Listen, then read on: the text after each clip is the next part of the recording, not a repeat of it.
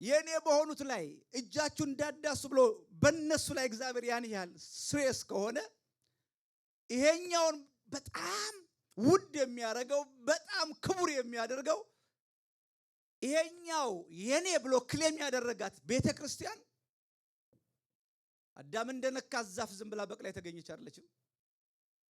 እንደ ነቢያቱ እንደ ሐዋርያቱ በትውልድ በሐረግ ውስጥ የመጣ አይደለም። ሕይወት የተከፈለባት የክርስቶስ ደም የፈሰሰባት ዋጋ ከፍሎ የመሰረታት ቤተክርስቲያን ነች። እጅ ሁነን አፍ ሁነን እግር ሁነን በሌላ አማርኛ በሰማይ ያለውን የእግዚአብሔርን ፈቃድ በምድር የምታስፈጽም ነች። ተግባሯ ይሄ ነው። ሌላ አጀንዳ የላትም።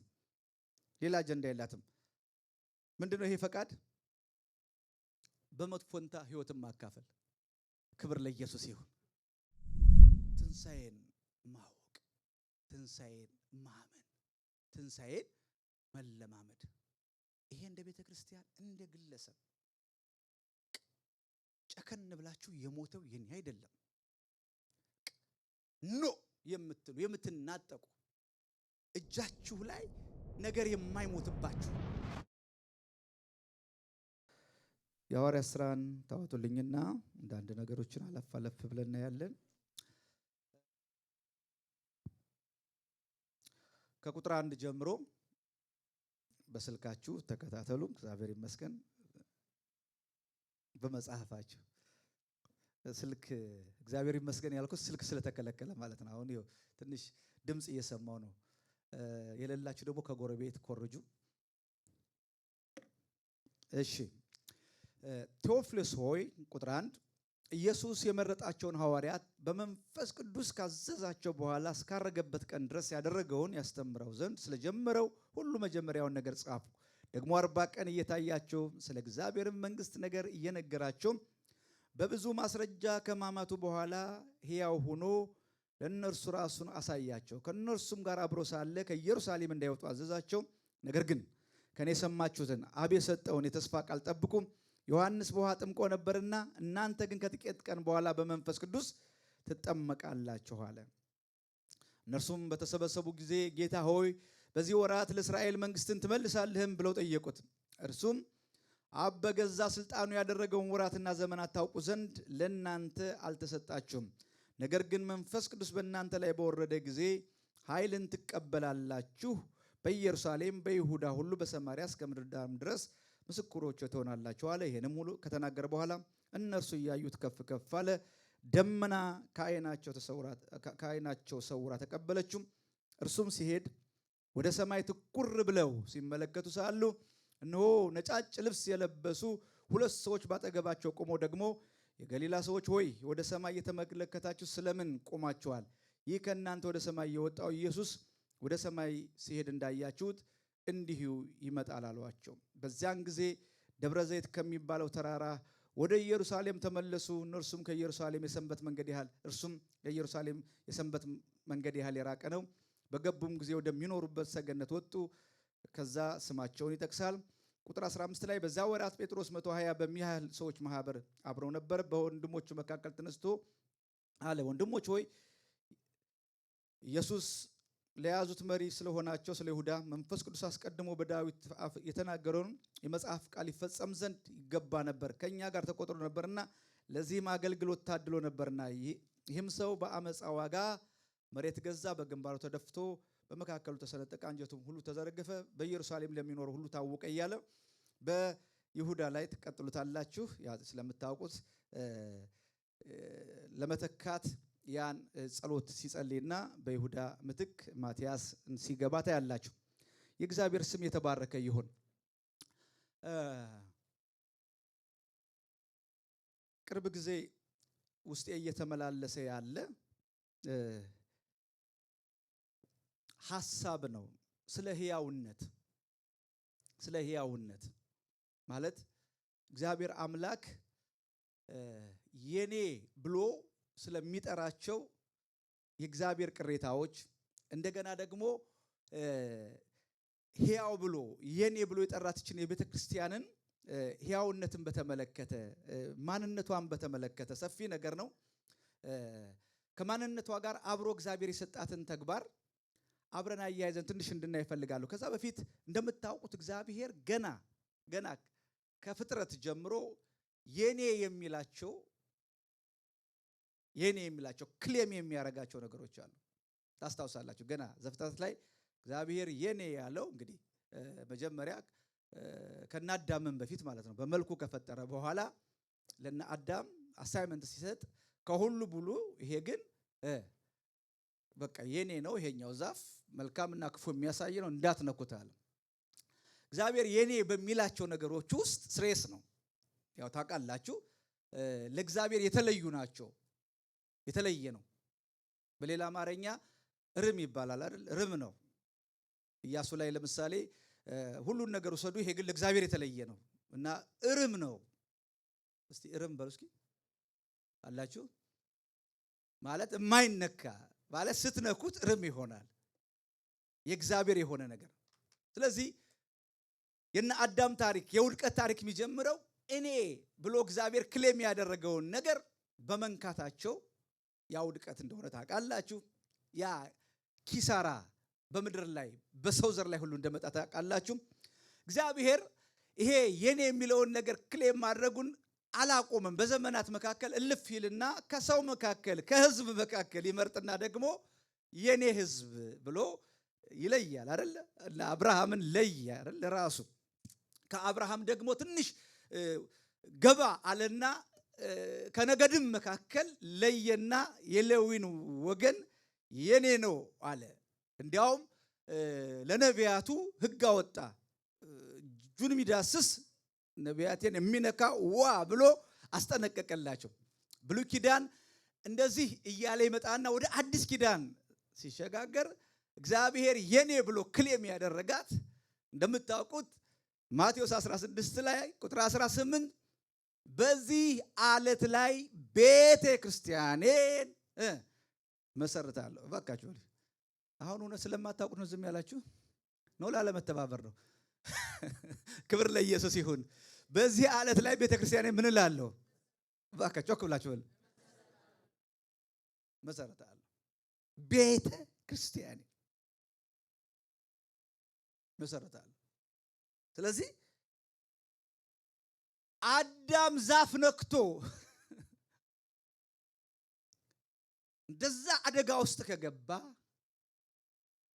በብሉይ ኪዳን የነበሩ በቀባኋቸው ላይ የኔ በሆኑት ላይ እጃችሁ እንዳዳሱ ብሎ በነሱ ላይ እግዚአብሔር ያን ያህል ስሬስ ከሆነ ይሄኛውን በጣም ውድ የሚያደርገው በጣም ክቡር የሚያደርገው ይሄኛው የኔ ብሎ ክሌም ያደረጋት ቤተ ክርስቲያን አዳም እንደነካት ዛፍ ዝም ብላ በቅላ የተገኘች አይደለችም።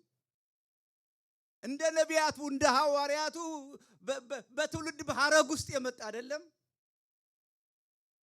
ሕይወት የተከፈለባት የክርስቶስ ደም የፈሰሰባት ዋጋ ከፍሎ የመሰረታት ቤተ ክርስቲያን ነች።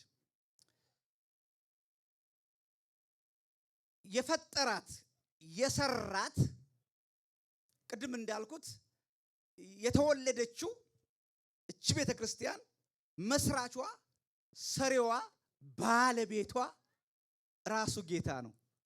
ራ አሜን አሜን። እስጮክ ብላችሁ አሜን። እመሰርታለሁ፣ እሰራታለሁ።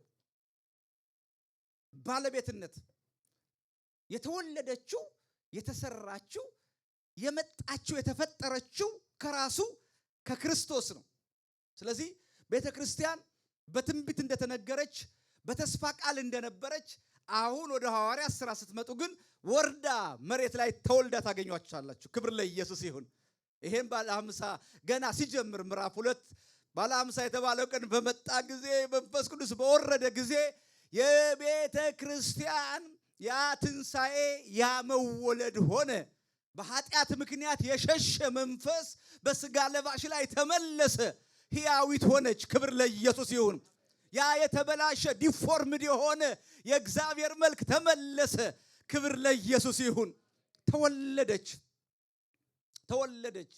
መንፈሱን ላከና ወለዳት፣ ተወለደች። ስለዚህ የተወለደች ነች፣ የተሰራች ነች፣ በክርስቶስ የተፈጠረች ነች። በመልኩ በአምሳሉ እኛን ሕያው አድርጎ እንደፈጠረን በደሙ ክርስቶስ ቤተ ክርስቲያንን ፈጥሯታል። ባለቤቱ እሱ ነው። ሌላው ተግባሯ ውልደቷን ይነግረናል፣ ባህሪዋን ይነግረናል። ተግባሯን እንዲያው ብትጽፉት በዚህ ዘመን እግዚአብሔር የራሱ ክብር ሊገልጥባት መሳሪያ አድርጎ የሚጠቀምባት ብቸኛ ተቋም ናት። ልድገመው። በዚህ ዘመን እግዚአብሔር የራሱ ክብር ሊገልጥባት መሳሪያ አድርጎ የሚጠቀምባት ብቸኛ ተቋም ናት። በሌላ አማርኛ የእግዚአብሔር እግር ነች፣ የእግዚአብሔር አፍ ነች፣ የእግዚአብሔር እጅ ናት። ቅድም ስንሰማ የነበረው እሱ ነው። እግር የሆንለታ ስንሄድ የምናገኘው ነው። አፍ ሁነን በሰራን ጊዜ ሰዎችን ብዙ የሚድኑ ሰዎችን ወደ ቤቱ ይገባሉ።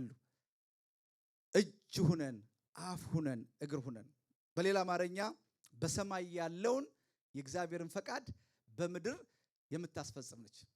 ተግባሯ ይሄ ነው። ሌላ አጀንዳ የላትም። ምንድነው ይሄ ፈቃድ? በሞት ፈንታ ህይወትን ማካፈል። ክብር ለኢየሱስ ይሁን። ሌላው ፈቃድ በጨለማ ላይ ብርሃን ማብራት።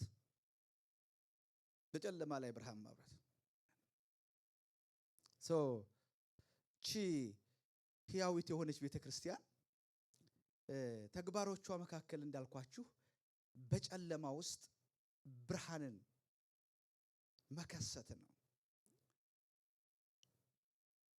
የሞተውን የተነሳውን በደሙ የመሰረታትን እሱን ጌታ ለዓለም ሪፍሌክት ማድረግ ነው፣ መናገር ነው፣ መስበክ ነው። ክብር ለኢየሱስ ይሁን። ስለዚህ እንዴት ነው የሆነችው ስትሉ የመጀመሪያው ይሄን ተግባር ለመፈጸም ይሄን ሕያውነት እግዚአብሔር በምድር ላይ የሰጣትን ተልእኮ ለመፈጸም እቺ ቤተክርስቲያን ስትንደረደር ነው የምታገኙት። ምዕራፍ 1 ማለት የፋውንዴሽን ስራ ነው፣ መንደርደሪያ ነው።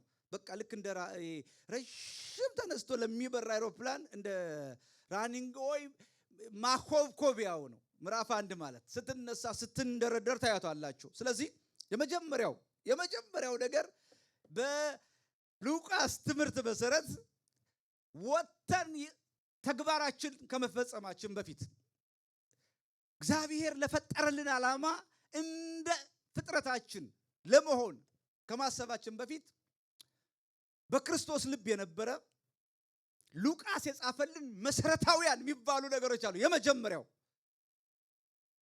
የክርስቶስን ትንሣኤ ማወቅ፣ ማመን እና መለማመድ። ይሄ እውቀት አምሮ እንዲቀር አይደለም። ይሄ እውቀት በልባቸው አድሮ እንዲለማመዱ። ስለዚህ ቤተክርስቲያኗን ያደረጋት እንድትይዘው ቀጥቅጦ አስተማራቸው፣ ወደ ልባቸው እንዲዘልቅ አደረጋቸው። ያን ኢፌክቱን ታያላችሁ፣ ውጤቱን ታዩታላችሁ። ቀጥሎ ባሉት ቁጥሮች የምታዩት ትምህርቱ ያመጣው ነው። መንፈስ ቅዱስ ሲወርድ በየቦታው ሰብስቦ አይደለም የባረካቸው። ኦልሬዲ የትንሣኤው ኃይል ሰብስቦ አንድ ቤት ከቷቸው ነበር። ክብር ለኢየሱስ ይሁን። እስቲ ጮክ ብላችሁ አሜን። ስለዚህ እርግጠኝነቱን አስተማራቸው። በቃ የመጀመሪያው ማረጋገጫ ነው። አስተማራቸው። ዋይ ካላችሁ ብዙዎቹ ተጠራጥረው ነበር። ሉቃስ 24ን ስታነቡ የተገረሙ ነበሩ። በቃ ድና ያርጎ ዞር በይ ባክሽ ብሎ ይሄዱ ነበሩ። ሴቶችን አይደለ ለጌታ እኮ ብለውታል። በማለዳ የተነሱ ሴቶች ያስገረሙን ማለት ዋው።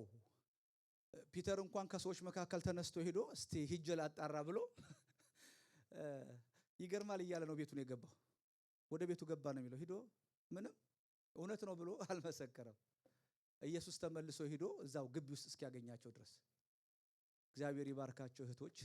እኔ በጣም እህቶችን ማመሰግነው ትንሣኤን ስላበሰራችሁን። እግዚአብሔር ይባርካችሁ። በቃ ብለው ነጠላቸውን ይዘው ቀወጡት። እግዚአብሔር ይባርካቸው።